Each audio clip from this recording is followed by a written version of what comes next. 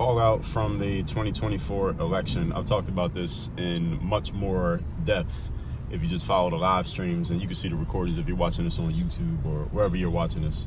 I've been doing live streams on every app, so y'all can see the full thoughts on these things. But one of the biggest fallouts that have come from the 2024 election is I'm seeing a whole lot of people who are talking about how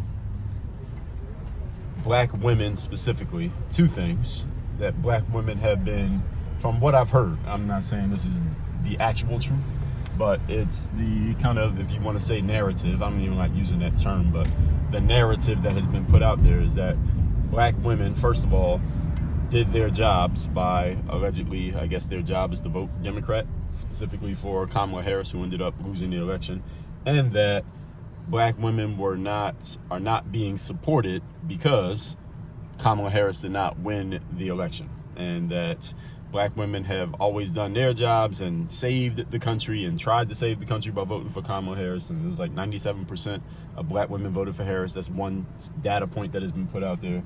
And that now black women are as endangered as ever because Donald Trump has won the election. Now, if you are familiar with my approach, even if you never heard me talk about anything, current events, you should know my response to that. That's all complete bullshit for several reasons. First of all, I'm a black person. I have two black parents. It is not black people's responsibility, male or female, to vote for the Democratic Party.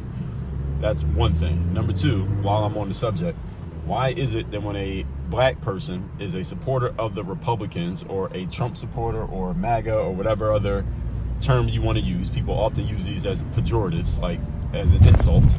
Why is it that when a black person supports Trump or the Republicans, and you know the words that get thrown out there, you're an Uncle Tom, you're a coon, you're a sellout, you're trying to appease white people. But when a black person is a supporter of the Democratic Party or votes for the Democrats or supports a candidate that is running Democrat, that's like okay and accepted. But when a black person supports the Republicans, that's not okay. They're a sellout. What's the difference?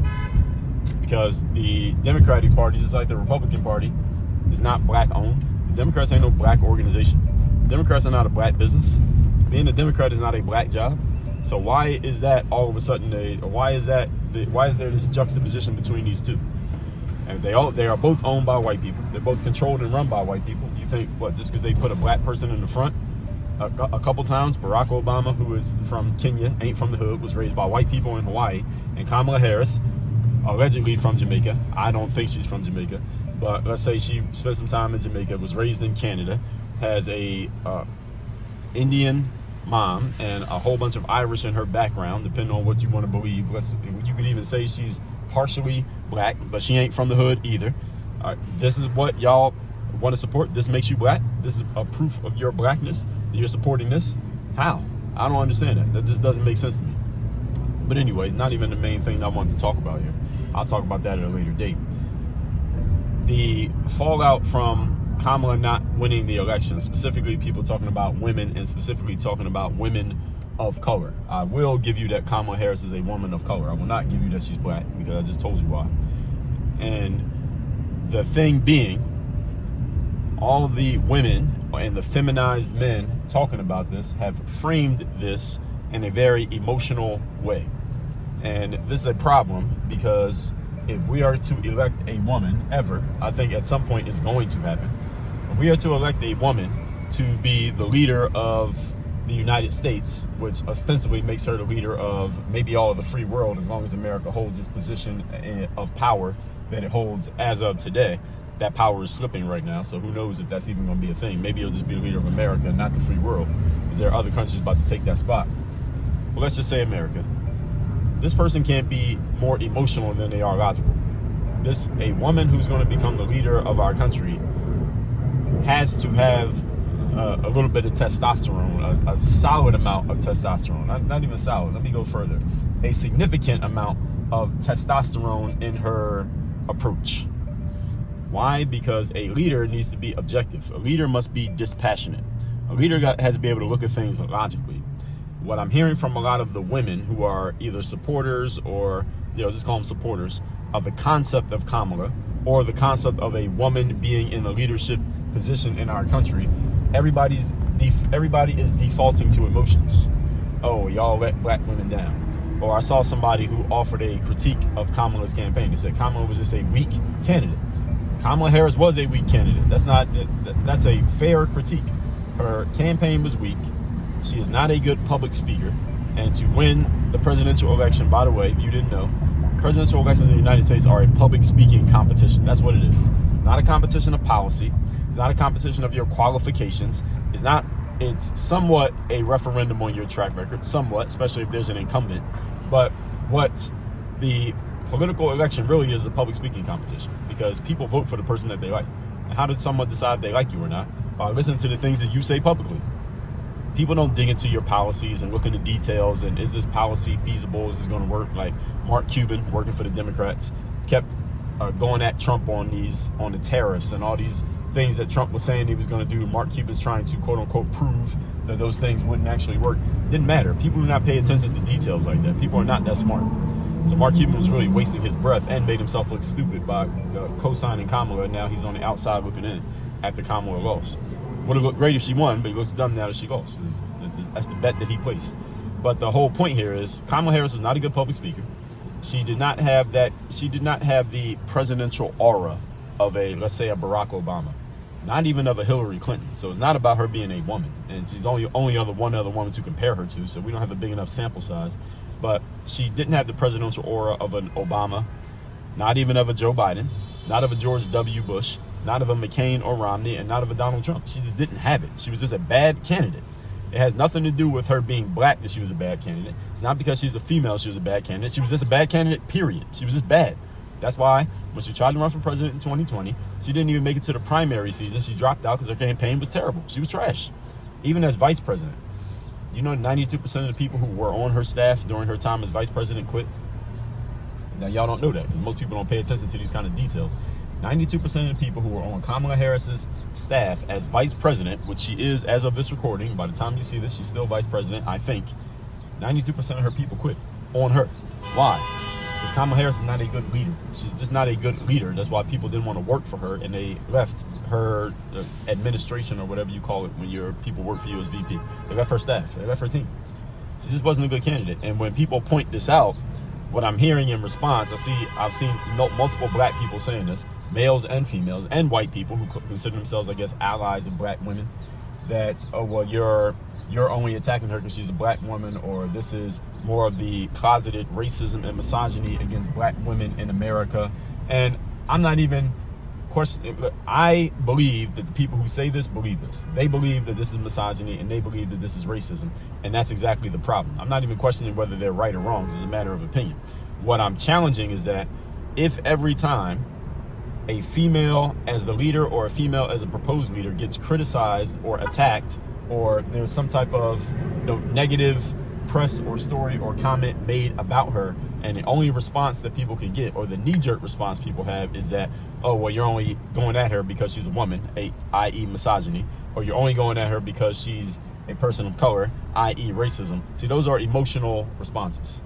You're responding with your emotions rather than responding with your logic. See, males tend to be much more logical, and women tend to be more emotional. It's not that a man cannot have emotions, not that a woman doesn't have logic, but this is the way that we are wired. The wiring of a man is more logical and rational. The wiring of a woman is more emotional. And this is the challenge for any of you who's a advocate of females being in leadership, or you think a female should be president of the country, whether you're a female yourself or you're a man who is pushing this concept. The challenge is we need a woman who has more testosterone than estrogen when it comes to the way that she does her leadership. I don't care what she does at home with her husband or whoever she's with, but with her kids. But when it comes to leadership, we need logic and rationality, not emotion. Not emotions, not feelings, not vibes, not joy. This bullshit that Kamala Harris started her campaign with. All right, this is all part of why that campaign sucked. And she was the one in charge. So everything gets thrown at her. Everything that happened in that campaign gets thrown at her feet because it was her campaign.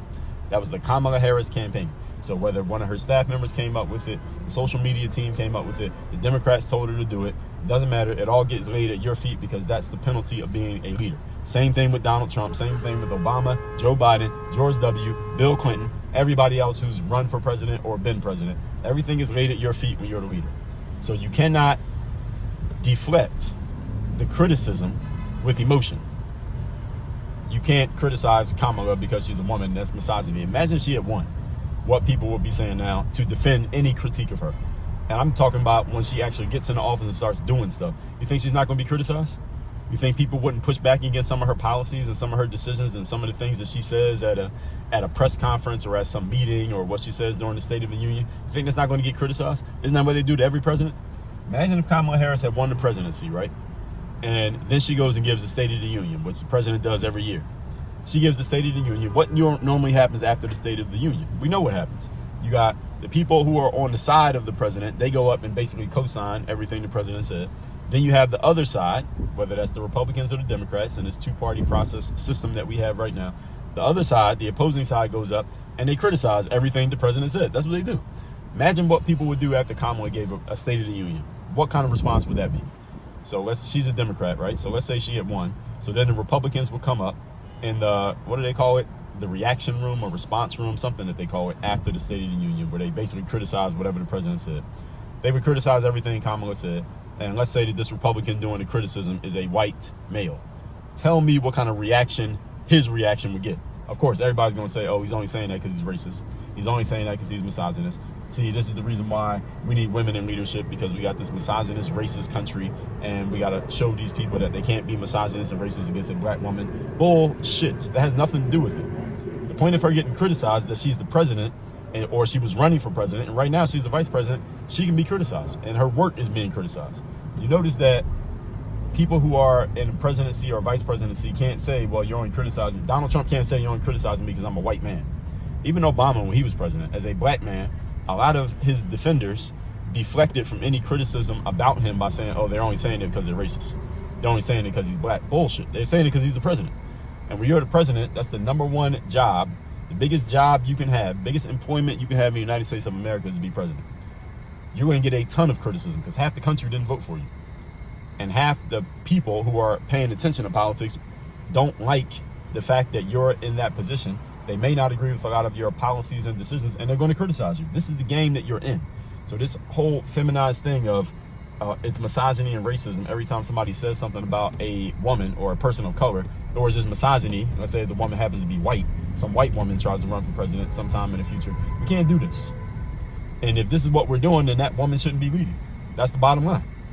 That woman should not lead if she's going to point to that. Now, I'm not saying Kamala herself did this. I don't think Kamala bought into it.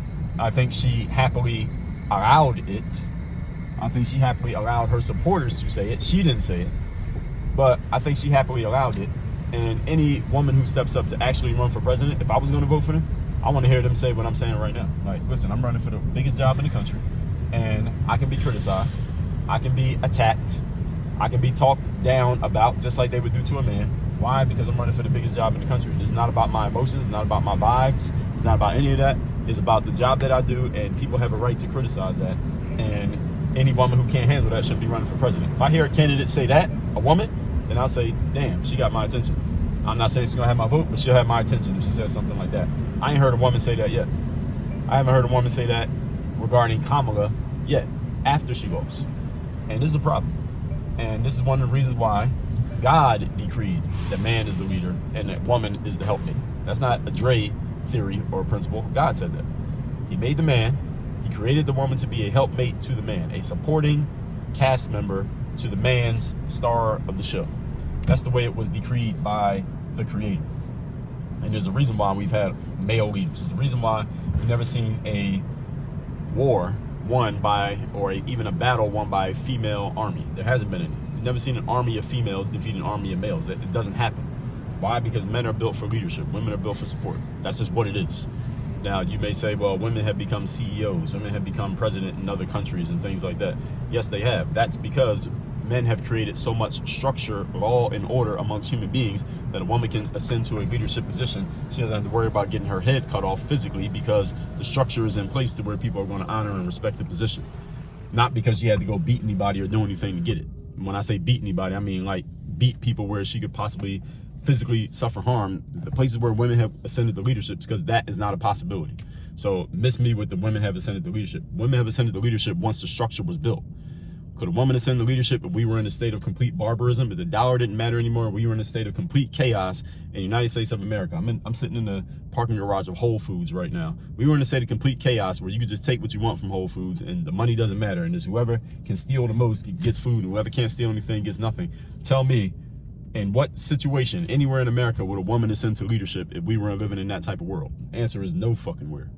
Why? Because it would become physical violence against each other. And tell me how a woman's going to win that. Answer is she wouldn't. So anywhere that a woman has ascended to leadership is because the structure and law and order has been positioned by men to where a woman can come in and quote unquote lead, because she doesn't have to defend anything. She don't have to defend anything for real. And if she does need defense, guess what she calls? Men to defend her. So again, if I got anything wrong, you can let me know. WorkOnYourGameUniversity.com. You want to step into a leadership position, whether you are male or female, because you can be a leader of your own life regardless of, if you ain't in politics, you still got to lead your own life. Go to WorkOnYourGameUniversity.com. Help people who are starting their business, people who already have their businesses, people who want to enhance their businesses. It's all at Work on Your Game University. Have me as your direct coach. Work on your game.